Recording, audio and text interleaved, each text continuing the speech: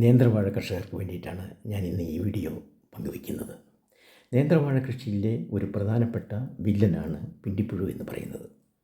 ഈ പിണ്ടിപ്പുഴുവിൻ്റെ ആക്രമണ ലക്ഷണം തുടക്കത്തിൽ നമുക്ക് കാണാൻ കഴിയില്ല.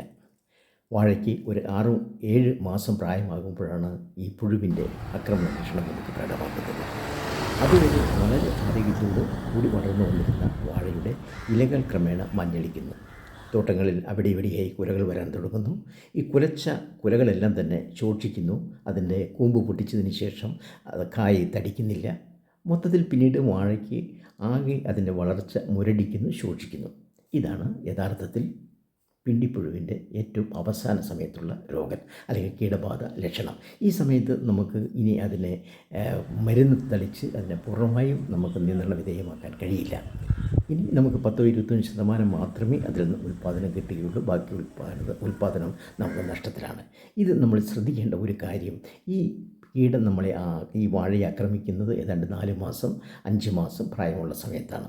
ഈ സമയത്ത് ഇതിൻ്റെ വണ്ടുകൾ വാഴപ്പോളകൾക്കിടയിൽ മുട്ടയിടുന്നു. മുട്ട വിരിഞ്ഞിറങ്ങുന്ന പുഴുക്കൾ വാഴയുടെ തട തുളച്ച് അതിനുള്ളിൽ കയറുകയും അതിനെ പിണ്ടിയെ പൂർണ്ണമായും നശിപ്പിച്ച് കളയുകയും ചെയ്യുന്നു. വാഴയ്ക്ക് പിന്നീട് അതിൻ്റെ പോഷകമൂലങ്ങളോ ജലാംശമോ ഒന്നും വലിച്ചെടുക്കാൻ കഴിയാത്ത രൂപത്തിൽ അതിൻ്റെ സെല്ലുകളെ പൂർണ്ണമായി നശിപ്പിക്കുന്നു.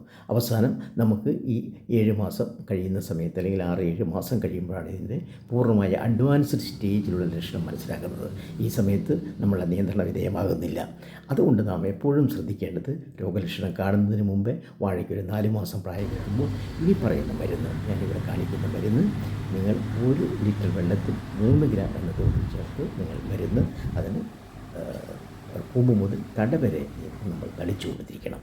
ഇത് നമുക്ക് വീണ്ടും റിപ്പീറ്റ് ചെയ്യണം. അതായത് ഒരു 1.5 മാസം കഴിഞ്ഞ് വീണ്ടും ഇതേ മരുന്ന് തന്നെ നമുക്ക് വാഴത്തടകളിൽ പൂർണ്ണമായും തളിച്ചു കൊടുക്കുക. ഇത് സിസ്റ്റമിക് ആക്ഷനിലുള്ളൊരു മരുന്നാണ്. അതുകൊണ്ട് വാഴയുടെ ജലാംശത്തിലേക്ക് ഈ മരുന്ന് വാഴ വലിച്ചെടുക്കുകയും കീടങ്ങളെ പൂർണ്ണമായും പുഴുക്കളെ പൂർണ്ണമായും അതിനുള്ളിലുള്ള പുഴുക്കളെ നശിപ്പിക്കുകയും ചെയ്യും. ഇത് മാത്രമാണ് നമുക്കാകെ ചെയ്യാനുള്ളത്. ശ്രദ്ധിക്കുക, ഓരോ വാഴ കൃഷിക്കാരനും രോഗലക്ഷണം കണ്ടാലും കണ്ടില്ലെങ്കിലും നാം ഒരു 4-5 മാസം പ്രായമാകുമ്പോൾ തന്നെ പിണ്ടിപ്പുഴുവിനുള്ള ആദ്യത്തെ നിയന്ത്രണ മാർഗ്ഗങ്ങൾ നാം സ്വീകരിച്ചിരിക്കണം. അല്ലെങ്കിൽ നമ്മളുടെ മുടക്ക് മുതൽ നമ്മൾ അതുവരെ വാഴയ്ക്ക് ചെയ്തിരിക്കുന്ന എല്ലാ മുതലുകളും പൂർണ്ണമായും നഷ്ടത്തിലാകും.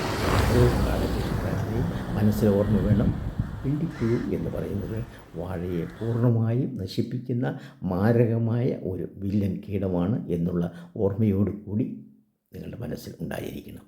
Good bye.